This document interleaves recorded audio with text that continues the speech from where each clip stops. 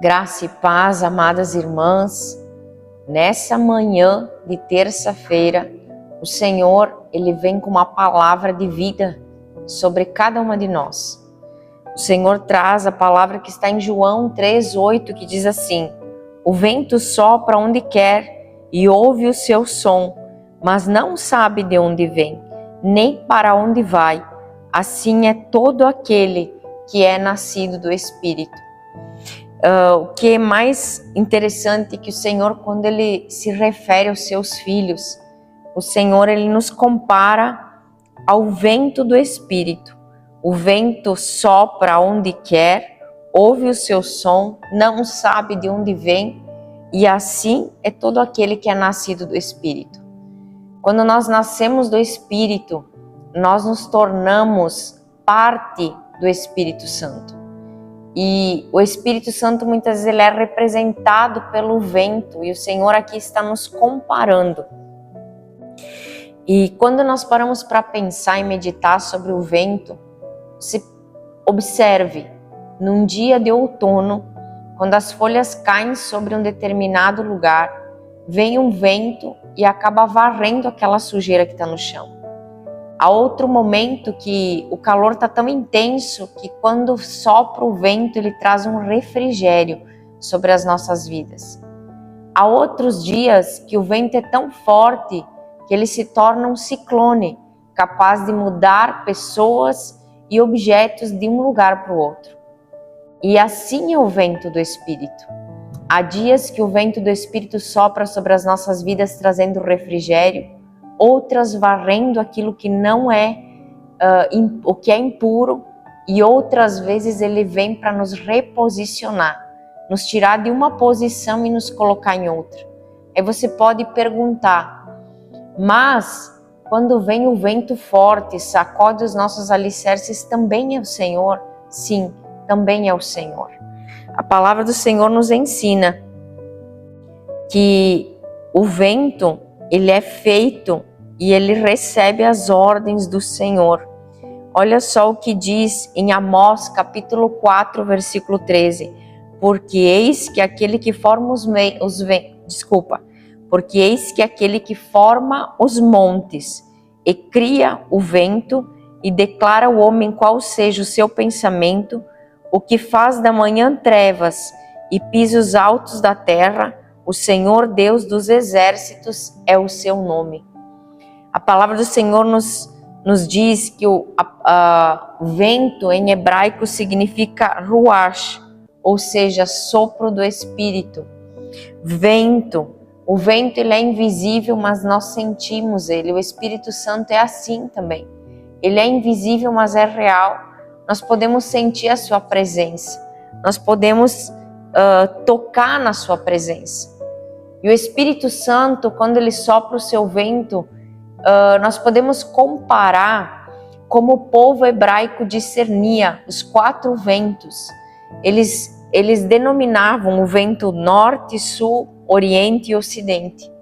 Para eles, o vento norte era o vento que trazia a purificação, a renovação. O vento sul era aquele que trazia amadurecimento para a colheita, para preparar para a próxima estação, que era o momento de colher os frutos. O vento do Oriente era o vento que vinha do deserto, trazendo destruição, o juízo de Deus. E o vento do Oriente trazia chuva, representando a bonança, a bênção do Senhor sobre seu povo. E dessa forma, o vento do Espírito opera nas nossas vidas.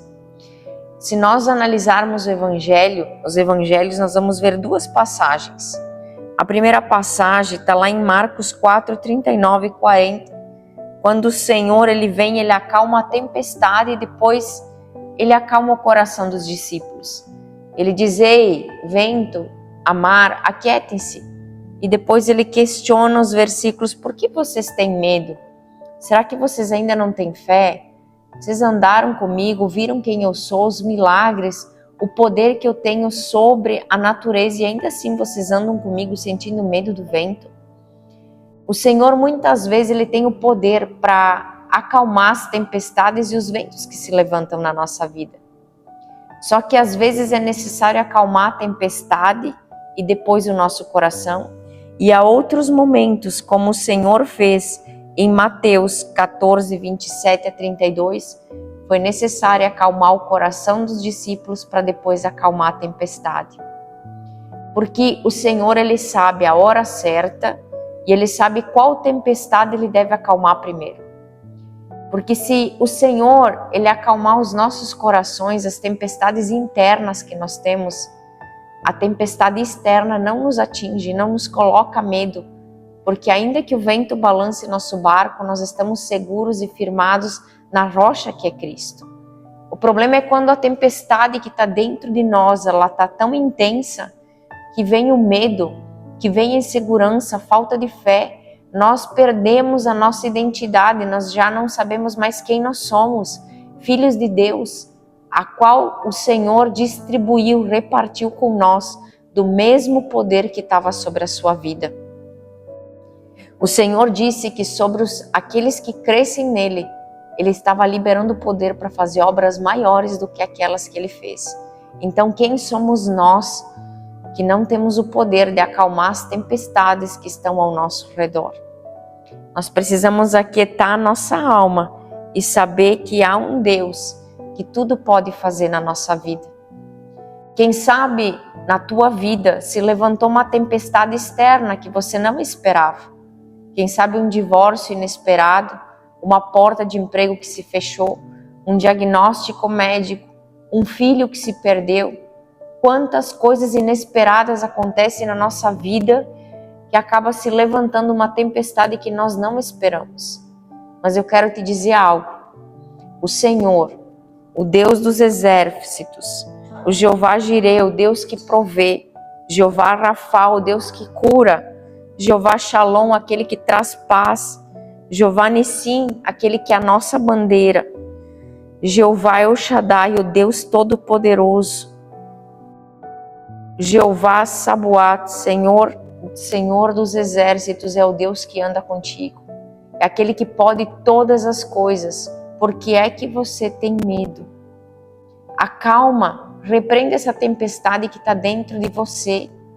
Porque quando o Senhor ele foi acalmar a tempestade no coração dos discípulos, Ele viu que eles estavam com tanto medo, Ele olha para Pedro e diz: Ei Pedro, Senhor, se és tu, me deixe ir contigo. O Senhor diz: vem Pedro, vem andar sobre as águas.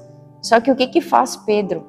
A tempestade que estava dentro dele foi maior do que aquela que estava fora. E quando ele tira os olhos de Jesus, ele começa a afundar. E nós somos dessa forma. Quando nós deixamos que a tempestade interna tome mais força do que aquela que está fora, então nós começamos a afundar, submergir. E nós precisamos gritar por socorro: Senhor, vem e nos resgata. Porque mesmo que nós venhamos muitas vezes perder a fé, Ele nunca abandona os seus. Ele sempre estará contigo.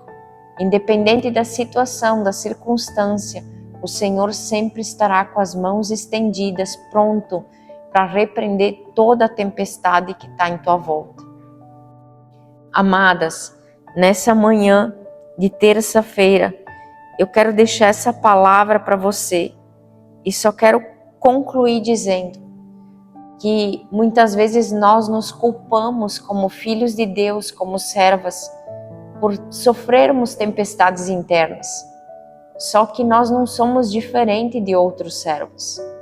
Se você olhar para a vida de João Batista, aquele que foi chamado desde o ventre da sua mãe, foi cheio do Espírito Santo, foi escolhido para preparar o caminho do Salvador, aquele que batizou o Salvador para que se cumprisse a palavra. Quando ele vai para o cárcere, ele começa a receber visita dos seus discípulos que começam a colocar dúvidas sobre o coração de João Batista. Ei, sabe aquele que se dizia o Salvador? Ele está lá sentado na mesa de Nicodemos, ele está lá sentado na mesa de Mateus, o cobrador de impostos, o fariseu. Ele anda com esse tipo de gente. Será que ele mesmo é o Salvador? E o que João Batista faz? Quando a dúvida começa a gerar o coração, ele manda um dos seus discípulos ir pedir para Jesus: Senhor, tu és realmente o Cristo? Por que essa tempestade tomou força dentro de João Batista? Porque o ambiente onde ele estava começou a contaminar sua mente e o seu coração, e as pessoas que estavam ao seu redor, ele começou a ouvir mais do que a palavra que ele havia recebido. E aí ele começou a cegar, começou a colocar dúvida, gerar dúvida naquilo que o Senhor havia liberado sobre a vida dele. Eu quero dizer para você, amada, vigia com quem você anda, com as pessoas que você tem ouvido, com os ambientes que você tem convivido, porque eu aprendi algo na minha vida. Se você somar o caráter das 5 pessoas que você mais convive, é o resultado do que você se tornou. Você precisa vigiar. Se você andar com águias, você vai ser uma águia, você vai estar por cima dos problemas, você vai estar em lugares altos, você vai estar voando sobre toda a tempestade. Agora, se você andar com pessoas que não têm visão do reino, que não têm visão de Deus, as ondas vão vir e vão te submergir, porque os teus olhos vão estar fixados no problema, no defeito, na dificuldade, e os teus olhos não vão estar em Jesus. Então eu quero dizer isso para você e falar sobre Pedro. Pedro, o sacerdote, o profeta, o discípulo de Jesus mais temperamental, mais imprevisível, mais impulsivo. Chegou um determinado tempo que Pedro, Jesus disse para ele: ei Pedro, tu vai me negar. Eu, Senhor, jamais. Eu lhe amo, Senhor. Eu nunca vou te negar. O Senhor diz: Pedro, Pedro, antes que o galo cante 3 vezes, tu já vai ter negado o meu nome. E a palavra do Senhor vai nos dizer que quando Jesus ele morre, Pedro começa a sentir o remorso de ter negado a ele. E quando ele se encontra com uma mulher nos arredores da onde Jesus havia morrido, porque agora os discípulos estavam sendo caçados, essa mulher pergunta para Pedro: Pedro não, porque ela não sabia que era Pedro. Ela disse: ei, tu és um daqueles que andava com Jesus o Cristo? Eu não, eu nem o conheço. Ela disse para ele assim: olha, tu pode até dizer que não, mas o teu jeito e a tua forma de falar é muito parecida com a dele. Se você andar com Jesus, ainda que as tuas crises internas, os teus tropeços, muitas vezes, quem sabe, você vai até negar Jesus com as suas atitudes, mas se você andar com ele, você vai ter o cheiro dele, o caráter dele, e ainda que você esteja em erro, as pessoas vão olhar para ti e vão reconhecer que Jesus é na tua vida, porque você vai estar falando como Jesus, agindo como Jesus, exalando o perfume de Jesus. Você vai se tornar parecido com ele. Então descansa no Senhor, seja a tua tempestade interna ou externa, na hora certa o Senhor vai repreender essa tempestade e vai vir a calmaria, o vento da bonança, e tudo vai voltar ao estado normal, em nome de Jesus. Eu desejo que essa palavra traga vida para a sua vida, para a sua casa, para os seus filhos, e traga restauração. Que Deus abençoe ricamente a vida de cada uma de vocês, mulheres sendo curadas para curar outras mulheres, em nome de Jesus.